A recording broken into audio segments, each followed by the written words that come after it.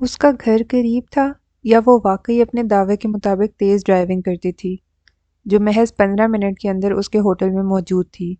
وہ ہوٹل کی لابی میں اس کا انتظار کر رہا تھا۔ لیزا نے اسے کال کی تھی۔ میں پہنچ گئی ہوں، باہر آ جاؤ۔ وہ اپنا لیدر بریف کیس ہاتھ میں لیے باہر آ گیا تھا۔ اسے سخت شرمندگی کا احساس ہو رہا تھا۔ کسی سے آپ اتنی بدتمیزی کریں اور پھر محض 12 گھنٹوں کے اندر اندر ہی اسی شخص سے مدد لیں۔ اسے لیزا کا سامنا کرنا مشکل لگ رہا تھا، مگر وہ ڈرائیونگ سیٹ پر بیٹھی مسکراتے ہوئے اس کا استقبال کر رہی تھی۔ اس نے کریم کلر کی jersey T shirt black jeans کے ساتھ پہن رکھی تھی۔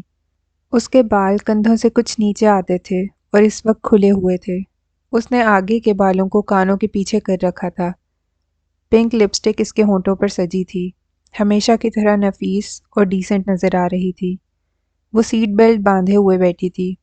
چاؤ سکندر، چاؤ۔ وہ اس کے برابر والی سیٹ پر بیٹھ گیا تھا۔ اس نے بھی سیٹ بیلٹ باندھ لی تھی۔ 5:35 5:40 پر سورج طلوع ہوا کرتا تھا۔ گویا ابھی سورج طلوع بھی نہ ہوا تھا جب 5:15 انہوں نے اپنا سفر شروع کر دیا تھا۔ آئی ایم سوری لیزا، تمہیں میری وجہ سے اس قدر زحمت اٹھانا پڑ رہی ہے۔ جو وقت لوگوں کے سونے اور آرام کرنے کا ہوتا ہے، اس وقت اپنے آرام دہ بستر سے نکل کر وہ اسے ایک دوسرے شہر پہنچانے جا رہی تھی۔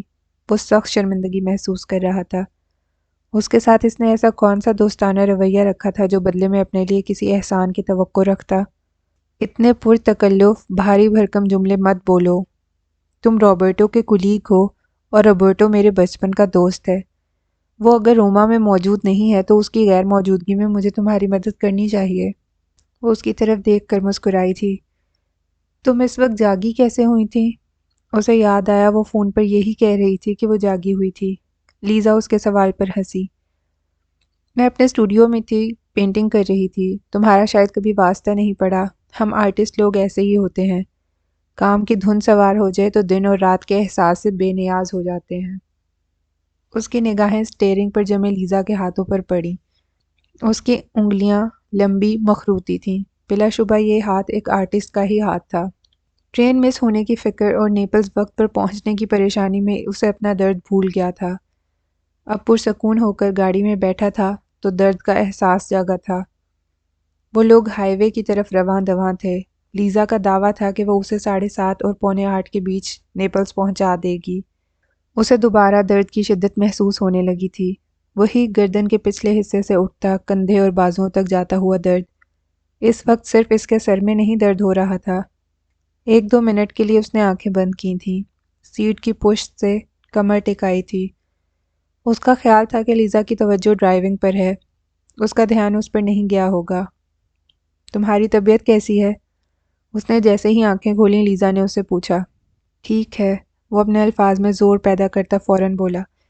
مجھے نہیں لگ رہی، وہ جواباً سنجیدگی سے بولی۔ اس بار وہ جواب میں چپ رہا تھا۔ اس کا اپنی طبیعت کو موضوع گفتگو بنانے کا دل نہیں چاہ رہا تھا۔ چونکہ اسے گردن دائیں بائیں کرنے میں تکلیف ہو رہی تھی، اس لیے اس سے بات کرنے کے لیے وہ پورا کا پورا اس کی طرف گھوما۔ اب جب کہ وہ اس کا احسان لے چکا تھا اور وہ اتنی غیر معمولی حد تک جا کر اس کی مدد کر رہی تھی، تب اخلاق اور تہذیب کا تقاضا یہی تھا کہ وہ اپنے کل شام کے رویے پر اس سے معذرت کرے۔ اس کے کچھ کہنے سے بھی پہلے پتہ نہیں لیزا نے اسے اتنے غور سے کیوں دیکھا تھا۔ وہ سنجیدگی اور بردباری سے گویا ہوا تھا۔ I am extremely sorry Lisa, میں نے کل تمہارے ساتھ کافی مس بیہیو کیا تھا۔ ایکچولی میں کسی اور بات پہ اپسیٹ تھا کہ میں تمہارے سامنے آ گئی اور تم مجھ پر خفا ہو گئے، ہے نا؟ وہ اس کا جملہ اچک کر مسکرا کر بولی۔ جملے کے اختتام پر وہ جیسے اپنے ہی کہی بات کا مزہ لیتی ہنسی تھی۔ اسے اتنی ملاقاتوں کے بعد اب اندازہ ہو چکا تھا کہ بات بے بات مسکرانا اور بے تحاشا بولنا اس لڑکی کی عادت ہے۔ بے فکر رہو، میں نے تمہاری باتوں کا برا نہیں مانا۔ مجھے کل ہی اندازہ ہو گیا تھا کہ تم کسی اور بات سے اپسیٹ ہو۔ ویسے تم کس بارے میں اپسیٹ تھے؟ پھر وہی ذاتی سوال۔ آخر یہ لڑکی اس کے اندر جھانکنے کی کوشش کیوں کرتی تھی؟ شاید نہیں، یقیناً اس کے چہرے پر ایسے تاثرات آئے تھے کہ وہ اس سوال کو ناپسند کر رہا ہے، تبھی وہ جلدی سے معذرت کرنے والے انداز میں بولی۔ نہیں بتانا چاہتے مت بتاؤ، مگر دوبارہ مجھ پر اپسیٹ نہ ہو جانا۔ جملے کے آخر میں وہ مسکرائی تھی۔ تکلیف کے باوجود اس بار وہ بھی مسکرایا تھا۔ تمہاری گردن میں تکلیف ہے؟ اسے اب لیزا کا چند منٹ قبل اپنی جانب بغور دیکھنا سمجھ میں آیا تھا۔ وہ جس طرح پورا کا پورا اس کی طرف گھوما تھا بات کرنے کے لیے، اسے لیزا نے بھی محسوس کیا تھا۔ ہاں، شاید سوتے میں جھٹکا آ گیا، وہ لہجے کو قصدن بہت لاپرواہ بنا کر بولا۔ لیزا نے ہاتھ بڑھا کر اس کی سیٹ بیک کو پیچھے کی طرف کر دیا۔ تم آرام سے ٹیک لگا کر بیٹھ جاؤ، چاہو تو پیچھے سیٹ پر لیٹ جاؤ۔ وہ اس آفر پر اب کی بار ہنس پڑا تھا۔ تم کیوں ہنسے؟ میں نے کیا کوئی لطیفہ سنایا ہے؟ لیزا نے اسے گھورا۔ کچھ نہیں، ایسے ہی، وہ ہنسی روک کر بولا۔ تم کیا پینٹ کرتی ہو؟ اس نے پہلی بار اس سے کوئی سوال کیا تھا، اس کے بارے میں کچھ پوچھا تھا۔ زیادہ تر لینڈسکیپ، سٹل لائف اور پورٹریٹس۔ کبھی کچھ اور موڈ بن جائے تو وہ بھی پینٹ کر لیتی ہوں، ورنہ میرے خاص موضوعات یہی ہیں۔ وہ مسکرا کر بولی، پھر اس کی طرف دیکھ کر پوچھنے لگی، تم دوحہ میں رہتے ہو؟ ہاں۔ تمہاری فیملی بھی وہیں رہتی ہے؟ لیزا نے یہ سوال شاید یوں ہی پوچھ لیا تھا، مگر اس کے لب ایک دم ہی بھنچ گئے تھے، چہرے پر سختی اور کھردرا پن آ گیا تھا۔ بہتر ہوگا لیزا اگر تم مجھ سے پرسنل سوالات مت کرو۔ سخت لہجے میں بولتے بولتے اسے ایک دم ہی یاد آ گیا کہ وہ اس وقت اس کی گاڑی میں ہے، اس کے آسرے پر اس کی مدد کے سہارے نیپلز جا رہا ہے۔ تب فوراً ہی اپنی ٹون نارمل کر کے اپنے سخت جملے کا اثر زائل کرنے کے لیے بولا، میں اکیلا ہوں، میری فیملی نہیں ہے۔ لیزا نے اس کی طرف دیکھا۔ اس نے اس کی فیملی نہ ہونے والے جملے کا نوٹس بھی نہیں لیا تھا۔ اس نے اگر نوٹس لیا تھا تو اس کے پل بھر میں بدلتے لب و لہجے کا۔ ایک اٹالین لڑکی کے لیے فیملی کی بھلا کیا اہمیت ہو سکتی تھی جو وہ اس کے جملے میں موجود کرب کو محسوس کر پاتی۔ ہو تم اچھے خاصے بدتمیز، پر سچ کہوں یہ بدتمیزی سوٹ کرتی ہے تمہیں۔ وہ جملہ مکمل کرنے کے بعد مسکرائی تھی۔ وہ جس رفتار سے ڈرائیونگ کر رہی تھی اسے یقین تھا وہ اسے مقررہ وقت سے پہلے نیپلز پہنچا دے گی۔ ایک دو بار تو اس نے اتنے خطرناک انداز میں موڑ کاٹا تھا کہ اسے لگا تھا اب ایکسیڈنٹ ہوا کہ تب۔ تم مجھے ٹائم پر پہنچانے کے لیے اسپیڈ سے ڈرائیو کر رہی ہو؟ نہیں، یہ میری عادت ہے، انفیکٹ یہ تمام اٹالینز کی عادت ہوتی ہے، فاسٹ ڈرائیونگ ہم اٹالینز کی پہچان ہے۔ جو بات قابل فخر ہرگز نہ تھی وہ اسے بھی فخریہ انداز میں بیان کر رہی تھی۔ وہ اس کے فخریہ انداز میں گردن اونچی کر کے بولنے پر مسکرایا تھا۔ چند منٹ خاموشی سے ڈرائیو کرتے رہنے کے بعد لیزا نے اس کی طرف دیکھا۔ وہ سیدھا بیٹھا ونڈ اسکرین سے اس پار ہائی وے کو دیکھ رہا تھا۔ لیزا کی نگاہیں محسوس کر کے وہ پھر گردن اس کی طرف نہ گھما سکنے کے باعث سیٹ پر بیٹھے بیٹھے پورا اس کی طرف گھوما۔ تمہیں بہت تکلیف ہو رہی ہے نا؟ کوئی میڈیسن لی ہے تم نے؟ اس نے نرم لہجے میں پوچھا۔ میڈیسن لے لی تھی، تکلیف زیادہ نہیں ہے۔ لاؤ اب میں ڈرائیو کروں، اس نے لیزا سے کہا۔ اتنی صبح سویرے وہ اسے دوسرے شہر پہنچانے جا رہی تھی، اسے مسلسل شرمندگی کا احساس تھا۔ تم آرام سے بیٹھو اور میری ڈرائیونگ سے لطف اندوز ہو، وہ مسکرا کر شرارت بھرے انداز میں بولی۔ تمہاری اس ڈرائیونگ کے دوران میں صرف اللہ کو یاد کر سکتا ہوں، اور وہ یاد آ بھی رہا ہے، وہ اسی کی ٹون میں جواباً بولا تھا۔ لیزا کھلکھلا کر ہنسی۔ میری یہ ڈرائیونگ ہی تمہیں ٹھیک وقت پر تمہاری منزل پر پہنچائے گی۔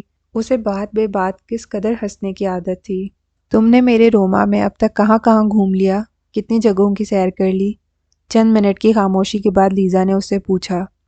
اس کے میرے روما کہنے میں اپنے شہر کے لیے بے پناہ محبتیں چھپی ہوئی تھیں، کسی بھی جگہ کی نہیں۔ میں نے صرف ویا باربرینی اور ویا وینیٹو کے آس پاس کی جگہیں ہی آتے جاتے دیکھی ہیں، وہ صاف گوئی سے بولا۔ کیا؟ تم ایٹرنل سٹی میں ہو، دنیا بھر کے ٹورسٹ کی فیورٹ جگہ پر آئے ہو، اور وہاں پر بھی کچھ نہیں دیکھا تم نے؟ ایسا کیسے؟ وہ حیرت کی زیادتی سے چلائی تھی۔ لیزا کے لفظ اور اس کا انداز بتا رہا تھا کہ وہ اپنے شہر سے محبت کرتی ہے اور اس پر فخر میں بھی مبتلا ہے۔ ہاں، میرے پاس ٹائم بھی نہیں تھا اور میرا دل بھی نہیں چاہا تھا، وہ جواباً سنجیدگی سے بولا۔ لیزا نے افسوس سے سر ہلایا تھا۔ لیزا نے اپنے وعدے کے مطابق 7:45 اسے نیپلز پہنچا دیا تھا۔ Welcome to Naples, the birth place of pizza, Lisa نے مسکرا کر قدرے فخریہ انداز میں اس کی طرف دیکھ کر کہا۔ وہ جواباً فوراً بولا، اینڈ آرگنائزڈ کرائم۔ لیزا نے اسے گھور کر دیکھا تھا۔ وہ اپنے روما ہی سے نہیں، اپنے پورے اٹلی سے محبت کرتی تھی، تبھی اس کے خلاف کچھ سننا اسے پسند نہیں تھا۔ کیوں؟ میں نے غلط تو نہیں کہا؟ پیزا کی پیدائش نیپلز میں ہوئی تھی تو دنیا بھر میں منظم جرائم کا آغاز بھی تو یہیں سے ہوا تھا۔ کیا یہاں کا مافیا کامورا دنیا کا خطرناک ترین مافیا نہیں ہے؟ وہ اپنی منزل پر پہنچ چکا تھا۔ اب پرسکون تھا، اس لیے اسے لیزا کو چڑھانے میں مزہ آ رہا تھا۔ ہاں ہے، مگر عام لوگوں کے ساتھ یہاں ایسا کچھ نہیں ہوتا۔ نیپلز کی ریپوٹیشن بری زیادہ ہے۔ وہ فوراً نیپلز کے دفاع میں بولی تھی۔ 8 بجے وہ اسے اس سڑک پر لے آئی تھی جہاں اس کمپنی کا ہیڈ آفس واقع تھا، جن کے ساتھ اس کی میٹنگ تھی۔ جس علاقے میں وہ تھے وہاں جدید عمارتیں تھیں۔ وہ سامنے نظر آتی بلڈنگز کو دیکھ رہا تھا جب لیزا اس سے بولی، نیپلز کے 2 رخ ہیں، ایک تاریخی اور ایک ماڈرن۔ اس ماڈرن علاقے سے ذرا نکلو تو تمہیں نیپلز کی تاریخی عمارتیں، گرجا گھر اور فوارے جا بجا نظر آئیں گے۔ اس نے سر اس بات میں ہلایا تھا۔ وہ اپنی ول پاور کو استعمال کر کے تکلیف اور درد کے کسی بھی احساس کو خود پر حاوی نہیں ہونے دے رہا تھا۔ آدھے گھنٹے بعد اس کی میٹنگ تھی اور اس کے لیے اسے بہت الرٹ اور ایکٹیو رہنا تھا، اپنے ذہن کو مکمل طور پر حاضر رکھنا تھا۔ اب چونکہ اس کی منزل نزدیک آ چکی تھی، گویا لیزا کا شکریہ ادا کرنے کا وقت آ چکا تھا۔ اس نے دل میں ارادہ کیا تھا وہ اٹلی سے واپس جانے سے قبل لیزا کو کوئی بہت اچھا اور قیمتی تحفہ دے کر جائے گا، اس کے احسان کا بدلہ چکانے کے لیے نہیں۔ یہ تو بہت چھوٹی سوچ ہوتی، مگر اسے یہ ضرور بتانے کے لیے کہ وہ اس کے خلوص اور دوستانہ رویے کی دل سے قدر کرتا ہے۔ تمہارا بہت شکریہ لیزا، تم آج حقیقت میں میرے لیے رحمت کا فرشتہ بنی ہو۔ تمہاری وجہ سے میں نیپلز ٹھیک وقت پر پہنچ پایا ہوں۔ اس نے تشکر کے احساس سے لبریز الوداعی جملے بولنے شروع کیے ہی تھے کہ لیزا گاڑی کو ایک بار کے پاس لا کر روکتی ہوئی بولی، ابھی کہاں سے شکریہ آ گیا؟ جب ہم روما واپس پہنچ جائیں گے تب میرا شکریہ ادا کر دینا۔ تم یہاں رکو گی؟ مگر کیوں؟ دیکھو، میری دونوں طرف کی ٹرین کی سیٹس بک تھیں۔ میں شام میں اپنے طے ہوئے پروگرام کے مطابق ایلٹا ویلوسیٹا سے روم واپس آ جاؤں گا، اور میں اتنی لمبی ڈرائیو، وہ بھی خالی پیٹ کر کے واپس روما روانہ ہوں گی۔ مجھے کیا پاگل سمجھ رکھا ہے تم نے؟ سینیور سکندر، میں نے ابھی ناشتہ کرنا ہے، کچھ دیر آرام کرنا ہے، پھر جاؤں گی واپس تمہیں ساتھ لے کر۔ مجھے ڈر ہے کہیں تم پھر اپنی ٹرین نہ مس کر دو۔ لیزا اسے جواب دے کر گاڑی کا دروازہ کھول رہی تھی۔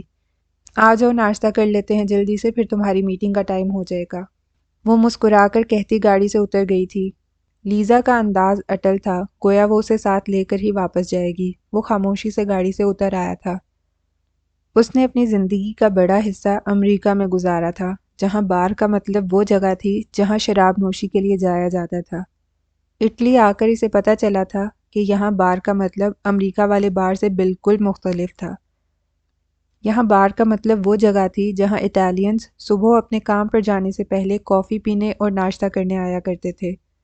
اسی طرح شام یا رات کے اوقات میں بھی یہاں زیادہ تر اٹالینز کافی پینے کے لیے ہی میزوں پر بیٹھے نظر آتے تھے۔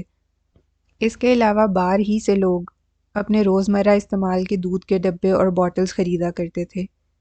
یہ بارز اٹالین سوشل لائف کا ایک اہم حصہ تھے۔ وہ جتنے دنوں سے روم میں تھا، روزانہ آفس جاتے وقت راستے میں پڑتے ایک بار پر لوگوں کو سینڈوچ، پیسٹری، ڈونٹ کے ساتھ جلدی جلدی کافی کی گھونٹ بھرتے ہوئے دیکھا کرتا تھا۔ یہ جلدی ان کو اپنے کام پر پہنچنے کی عجلت کو ظاہر کیا کرتی تھی۔ وہ دونوں اندر آ گئے۔ کاؤنٹر کے پیچھے جو بارٹینڈر کھڑا تھا، لیزا نے اس کو 2 سینڈوچز اور 2 کپ کافی آرڈر کیا۔ وہاں کچھ لوگ میزوں پر بیٹھے کافی اور پیسٹری یا سینڈوچز کھا رہے تھے، جبکہ زیادہ تر لوگ کاؤنٹر کے سامنے ہی کھڑے جلدی جلدی اپنا ناشتہ نپٹانے میں مصروف تھے۔ وہ اور لیزا ایک میز پر آ کر بیٹھ گئے تھے۔ تم پلیز اپنی سہولت کے حساب سے واپس چلی جاؤ، میری میٹنگ پتہ نہیں کتنے گھنٹے چلے، وہ سینڈوچ کھاتے ہوئے اس سے بولا۔ وہ اسے اپنی وجہ سے مزید تکلیف نہیں دینا چاہتا تھا۔ سینیور سکندر، میں کوئی بھی کام ادھورا نہیں کرتی، یہ میری عادت ہے۔ تمہیں ساتھ لے کر آئی ہوں تو اب ساتھ واپس لے کر بھی جاؤں گی۔ ایسی دکھی شکل مت بناؤ۔ میں آج کافی سالوں بعد نیپلز آئی ہوں، تمہاری بدولت اگر یہاں آ ہی گئی ہوں تو تھوڑا وقت یہاں گزارنا چاہتی ہوں۔ جب تک تم اپنی میٹنگ میں مصروف ہوگے میں یہاں کی کچھ آرٹ گیلریز کو وزٹ کر لوں گی، یہاں کا پیزا کھا لوں گی، بڑا عرصہ ہو گیا مجھے نیپلز کا پیزا کھائے ہوئے۔ وہ اسے یہاں نہ رکنے کے لیے اب مزید کچھ بھی نہیں کہہ سکتا تھا۔ 5-6 منٹ میں اپنے اس مختصر ناشتے سے فارغ ہو کر وہ دونوں باہر نکل آئے تھے۔ لیزا نے اسے اس کے کمپنی کے آفس کے سامنے اتار دیا تھا۔ جب تمہاری میٹنگ ختم ہو جائے تو تم مجھے کال کر دینا، وہ گاڑی سٹارٹ کرتے ہوئے اس سے بولی تھی۔ میٹنگ ختم ہونے پر اس نے لیزا کو کال نہیں کی تھی۔ اسے یہ بات بہت ہی غلط محسوس ہو رہی تھی کہ وہ اپنے 10 کام چھوڑ کر یہاں نیپلز میں اس کی خاطر رکی ہوئی تھی۔ مگر کچھ دیر بعد لیزا نے اسے خود ہی فون کر لیا تھا۔ ختم ہو گئی میٹنگ؟ ہاں، وہ آج صبح سویرے سے اس کے احسان لیتا شرمندہ سے شرمندہ ہوئے چلا جا رہا تھا۔ آ جاؤ باہر، میں تمہارا انتظار کر رہی ہوں۔ وہ فوراً ہی باہر آ گیا تھا۔ تم یہاں کب سے میرا انتظار کر رہی ہو؟ 15-20 منٹ ہوئے ہیں مجھے آئے ہوئے، زیادہ دیر سے نہیں کھڑی۔ جتنی دیر تمہاری میٹنگ چلی ہے میں نے 2 آرٹ گیلریز وزٹ کر لی ہیں، 1-2 جگہیں اور بھی دیکھنے کا موڈ تھا، بچپن کی کچھ یادیں تازہ کرنے کا، مگر میں نے سوچا وہاں مجھے کچھ زیادہ دیر نہ لگ جائے، پھر بلا وجہ تمہیں انتظار کرنا پڑے گا۔ وہ گاڑی میں اس کے ساتھ آ کے بیٹھ چکا تھا۔ تمہاری میٹنگ کیسی رہی؟ بہت اچھی، سب کچھ بالکل ٹھیک ہو گیا، وہ پرسکون انداز میں بولا۔ لیزا کے چہرے پر خوشی بھرا تاثر آیا تھا۔ چلو یہ تو بہت اچھا ہو گیا۔ طبیعت کیسی ہے اب؟ اس نے میٹنگ کے اچھے انداز میں ہو جانے پر خوشی کا اظہار کرنے کے ساتھ ہی فوراً اس کی طبیعت بھی پوچھی۔ ابھی وہ اس سوال کے جواب میں کچھ بولا بھی نہ تھا کہ وہ فوراً سنجیدگی سے بولی، اگر یہ پرسنل سوال نہیں اور تم جواب دینا چاہو تو بتا دو، ورنہ کوئی بات نہیں۔ وہ اسے اس کی کہی بات جتا رہی تھی۔ وہ ہلکا سا مسکرایا۔ نہیں، یہ پرسنل سوال نہیں، میری طبیعت ابھی بھی پوری طرح ٹھیک نہیں ہے، مگر صبح سے کافی بہتر ہے۔ اصل میں مجھے سرویکل پین ہو رہا تھا۔ اوہ، تبھی تم اتنی تکلیف میں لگ رہے تھے۔ تمہاری شکل دیکھ کر ہی پتہ چل رہا تھا کہ تمہاری طبیعت ٹھیک نہیں ہے، وہ فکر سے اس کی طرف دیکھ کر بولی۔ وہ اس بار جواباً کچھ بھی نہیں بولا تھا۔ تمہاری طبیعت پوری طرح ٹھیک نہیں، ورنہ میں نے سوچا تھا تمہیں نیپلز کی 1-2 خوبصورت جگہیں دکھاؤں گی، تاکہ آئندہ تم نیپلز کو صرف منظم جرائم ہی کے حوالے سے نہیں بلکہ اس کے خوبصورت کوسٹل ایریا اور اس کی رچ ہسٹری کے حوالے سے بھی یاد رکھو۔ وہ بے اختیار مسکرایا تھا۔ تم نے میری بات دل پر لے لی ہے، مجھے یقین ہے نیپلز بہت خوبصورت شہر ہے۔ میں یہاں پہلی بار آیا ہوں، مگر میں نے کئی موویز میں نیپلز کی کافی خوبصورت جگہیں دیکھ رکھی ہیں۔ لیزا اس کا جواب سن کر مسکرائی تھی۔ چلو پیزا کھاتے ہیں، نیپلز آ کر اگر تم نے یہاں کا پیزا نہیں کھایا تو یہ بہت بڑی زیادتی کی بات ہو جائے گی، وہ مسکرا کر بولی تھی۔ اس نے سر اس بات میں ہلا دیا۔ دنیا بھر میں مقبول یہ ڈش نیپلز میں غریبوں کی خوراک کے طور پر تیار کی گئی تھی۔ آج سوچو تو کس قدر تعجب ہوتا ہے۔ وہ اور لیزا نیپلز کی ایک خوبصورت پتھروں سے بنی سڑک کے کنارے واقع چھوٹے سے ریسٹورانٹ کے باہر میز پر بیٹھے پیزا کھا رہے تھے۔ باہر لگی میزوں پر ان کے علاوہ اور بھی کئی لوگ بیٹھے تھے، جن میں کچھ مقامی افراد تھے، کچھ ٹورسٹ تھے۔ یہ نیپلز کا وہ حصہ تھا جو تاریخی عمارتوں سے بھرا تھا۔ ہر دوسری بلڈنگ کم سے کم بھی 200-300 سال پرانی تھی۔ جس ریسٹورانٹ میں وہ پیزا کھا رہے تھے، لیزا بتا رہی تھی کہ وہ بھی تاریخی اہمیت کا حامل اور بہت قدیم تھا۔ ہاں، نیپلز میں جب خوراک کی کمی ہو گئی تھی، غربت بہت بڑھ گئی تھی، تب غریب گھریلو عورتوں نے اپنے بچوں اور دیگر افراد خانہ کی خوراک کے لیے جو کچھ ان کے پاس دستیاب تھا اس سے کھانا بنانا شروع کیا تھا۔ انہوں نے میدا، اولیو آئل، پنیر اور چند ہربز کو اپنے گھروں میں موجود تندور میں بیک کر کے دنیا کا سب سے پہلا پیزا تیار کیا تھا۔ لیزا اس کی بات کے جواب میں پیزا کے دریافت ہونے کی ہسٹری بیان کرنے لگی تھی۔ آج بھی سارے اٹلی میں نیپلز کا پیزا بیسٹ تسلیم کیا جاتا ہے، لیزا اسے بتا رہی تھی۔ وہ بھی اسی کی طرح کسی بھی طرح کے گوشت کے بغیر والا پیزا ہی کھا رہی تھی۔ شاید وہ گوشت کی دل دادا نہیں تھی۔ پیزا تو مزے کا تھا، ساتھ آس پاس کا ماحول بھی بڑا زندگی سے بھرپور تھا۔ آس پاس سے گزرتے مقامی لوگ، ٹورسٹ، بندہ اکیلا بھی بیٹھا ہو تو بور نہ ہو۔ تاریخی عمارتوں کے درمیان گھری یہ جگہ واقعی دیکھے جانے اور وقت گزارے جانے کے لائق تھی۔ جو کچھ زندگی اب تک اس کے ساتھ کرتی آئی تھی، وہی ایک بار پھر دہرایا گیا تھا۔ وہ نہ سکندر کو ہرا سکتا تھا، نہ ہی اس کے برابر آ سکتا تھا۔ وہ نمبر 2 تھا، اسے ساری زندگی دوسرے نمبر پر ہی آنا تھا۔ اتنی سی خواہش کی تھی اس نے کہ سکندر کی طرح اس کا بھی ہارورڈ میں داخلہ ہو جائے۔ اس خواہش کی تکمیل کے لیے اس نے دن رات ایک کر دیا تھا، بے تحاشا محنت کی تھی، راتوں کو جاگ جاگ کر پڑھا تھا، مگر وہ سکندر کے مقابلے میں پھر ہار گیا تھا۔ جہاں سکندر کو رسائی نصیب ہوئی تھی، وہاں اس کے قدم پہنچ نہ سکے تھے۔ شہریار خان کو اس کے ہارورڈ میں داخلہ نہ مل سکنے کا زیادہ افسوس نہیں ہوا تھا۔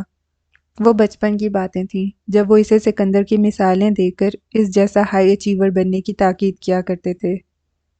اب شاید وہ اس سچائی کو تسلیم کر چکے تھے کہ ان کا دوسرے نمبر کا بیٹا ان صلاحیتوں اور قابلیت سے محروم ہے جو پہلی پوزیشن لینے والوں کے پاس ہوتی ہے۔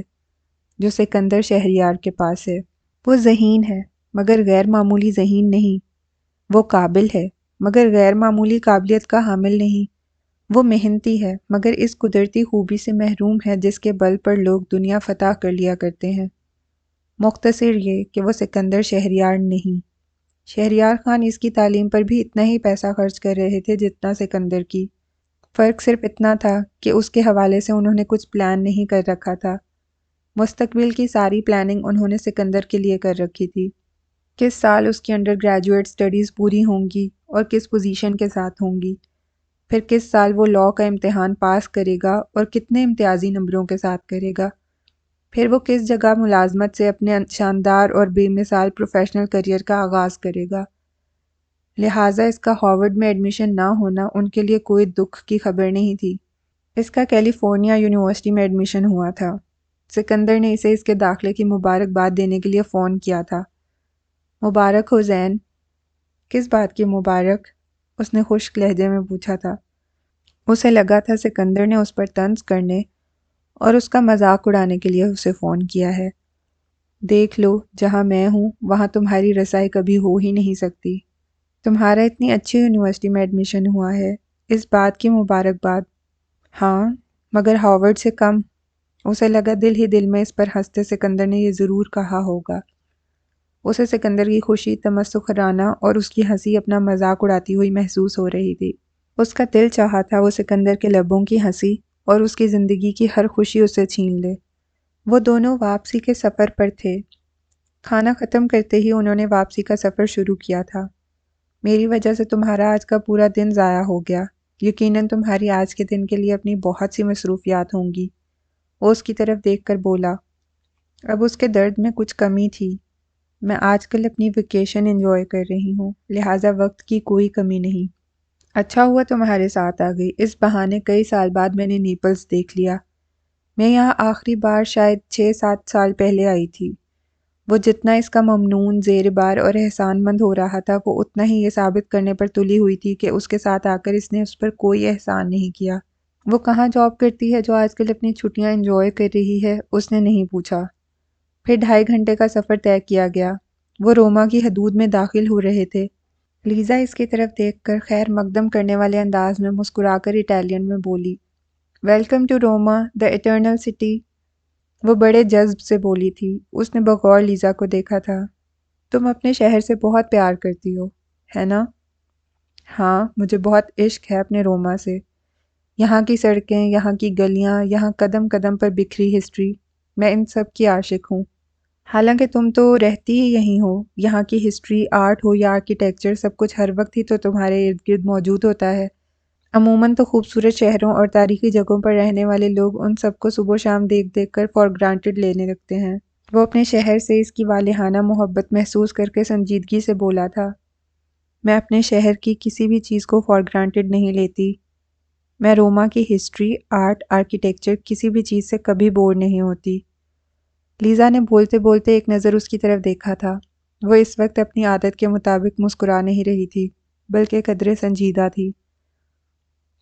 پتہ ہے سکندر، جب کوئی چیز ہم سے چھن جاتی ہے نا، تب ہمیں اس کی زیادہ قدر ہو جاتی ہے۔ اگر میں ہمیشہ روما میں رہتی تو شاید اس کی یوں قدر نہ کرتی جتنی آج کرتی ہوں، کیونکہ اب یہ ہر وقت میرے سامنے نہیں ہوتا۔ اس نے لیزا کے چہرے پر ایک دکھ بھرا احساس ابھرتے دیکھا۔ وہ جس روز اس سے ملا تھا، اس نے اس لڑکی کو صرف بے تحاشا بولتے اور ہنستے دیکھا تھا۔ نہ جانے وہ اپنے اندر کس طرح کا دکھ بسائے بیٹھی تھی۔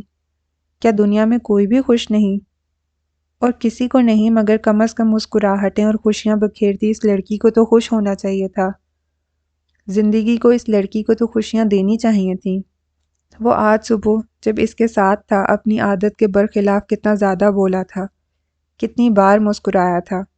وہ چند دنوں بعد جب روما سے واپس چلا جائے گا، تب لاکھ وعدے کر لینے کے باوجود بھی اس انجان لڑکی سے کبھی کوئی رابطہ نہیں رکھے گا۔ مگر پھر بھی وہ اس اجنبی لڑکی کو اس لیے ہمیشہ یاد رکھے گا کہ اس کی وجہ سے آج پورے 12 سالوں بعد وہ اس طرح مسکرایا ہے، اتنا زیادہ بولا ہے۔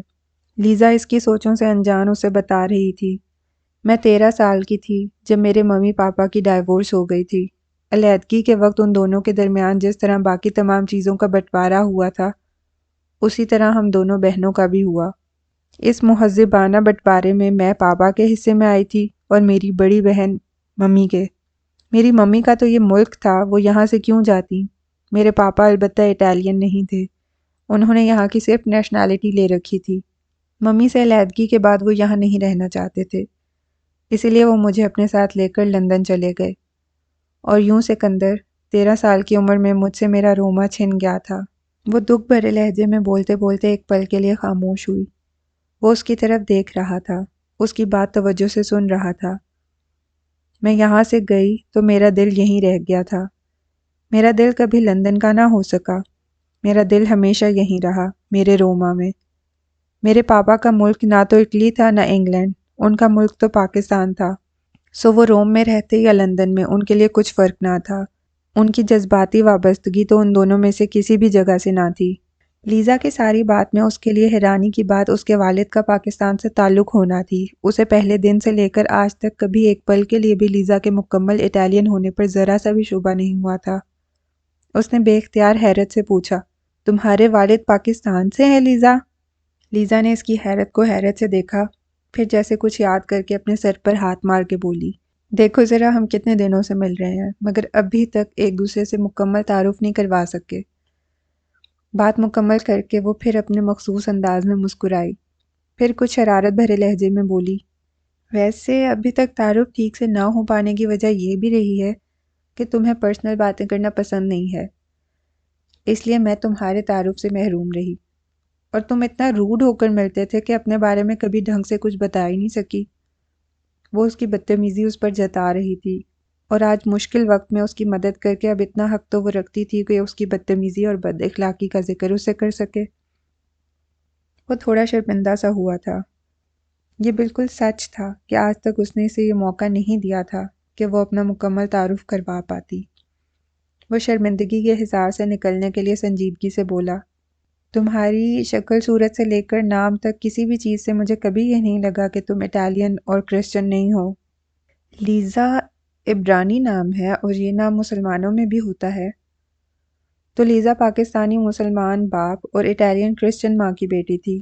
اسے اس انکشاف پر حیرت ہوئی تھی، مگر وہ اپنی حیرت کا اظہار نہیں کر رہا تھا۔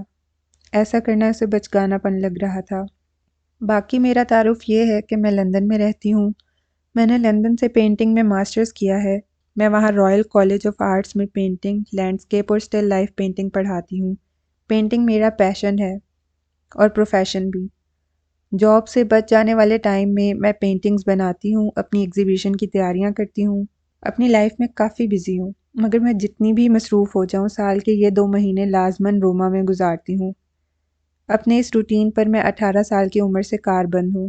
میں نے روما سے جا کر بھی اپنا رشتہ کبھی یہاں سے ٹوٹنے نہیں دیا، اس لیے میرے اسکول کے دوست، بچپن کے ملنے جلنے والے، ان سب سے میرا آج بھی وہی پرانا جیسا تعلق ہے۔ میں آج بھی لندن سے زیادہ روما ہی میں خود کو ایٹ ہوم محسوس کرتی ہوں۔ میں یہاں ایسے آتی ہوں جیسے کوئی اپنا گھر آتا ہے، شاید اسی لیے تمہیں میں مکمل اٹالین بھی لگی تھی اور روما میرا گھر بھی لگا تھا۔ وہ دونوں اب روم کی مصروف اور ٹریفک سے بھری سڑکوں پر سے گزر رہے تھے۔ اس کا ہوٹل اب نزدیک ہی تھا، مگر ٹریفک میں پھنسنے کے سبب وقت لگ رہا تھا۔ میرا تعارف تو ہو گیا، اب تم اپنے بارے میں بتاؤ۔ وہ دونوں اس سڑک پر سے ٹریفک میں سے نکلنے میں کامیاب ہوئے تب لیزا اس سے بولی، میں؟ اس نے ایک پل کے لیے سوچا، پھر سنجیدگی سے بولا، میں نے امریکہ سے لاء میں بیچلرز ڈگری لی ہے۔ روبرٹو ہی کی کمپنی کے دوحہ میں واقع ہیڈ آفس میں لیگل ایڈوائزر ہوں۔ وہ جیسے ہی اپنے بارے میں مختصر لفظوں میں بول کر خاموش ہوا، لیزا کہکہ لگا کر ہنس پڑی، اتنا تفصیلی تعارف؟ اوف، میں تو سنتے سنتے تھک گئی، تم بولتے بولتے نہیں تھکے؟ وہ اس کا طنز سمجھ رہا تھا مگر جواباً خاموش رہا۔ لیزا آنکھوں میں شرارتی سی چمک لیے مسکرا کر مزید بولی، تم اگر اپنے تعارف میں اس سے زیادہ ایک لفظ بھی اور بولتے نا تو میں بہت حیران ہوتی، کیونکہ میں یہی توقع کر رہی تھی کہ سینیور سکندر مجھے اپنے بارے میں کچھ بھی نہیں بتائیں گے۔ وہ اس کے صاف گو انداز پر تھوڑا کھسیانہ سا ہوا تھا۔ گاڑی اس کے ہوٹل کے نزدیک پہنچ چکی تھی۔ خود کو اس کھسیاہٹ سے نکال کر اس نے ممنونیت سے لیزا کی طرف دیکھا۔ وہ بہت اچھے لفظوں اور بہت اچھے انداز میں اس کا شکریہ ادا کرنا چاہتا تھا۔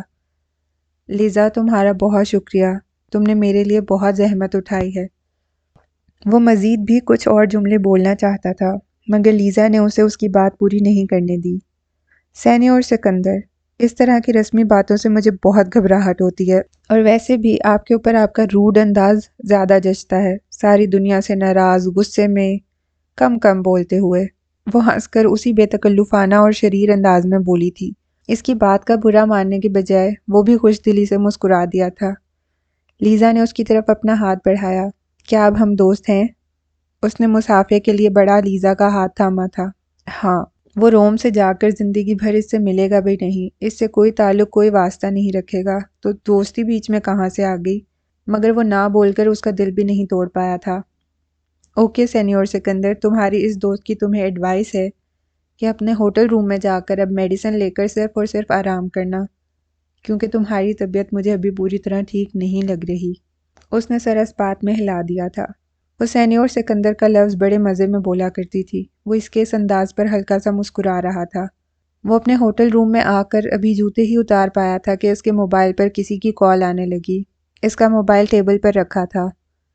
وہ اٹھ کر میز کے پاس آیا۔ اس نے موبائل اٹھا کر دیکھا، یہ کال آمنہ کی تھی۔ اس کے چہرے کے سخت تاثرات اچانک ہی نرمی میں تبدیل ہوئے تھے۔ اس نے بہت جلدی کے عالم میں کال ریسیو کی۔ اس وقت اس کا چہرہ جذبات سے عاری نہیں تھا۔ اس کے چہرے پر ایک ہی وقت میں بہت سے جذبات تھے، محبت، خوشی، اداسی، شکوہ، رنج۔ وہ فون پر بات کرتے ہوئے صوفے پر بیٹھ گیا تھا۔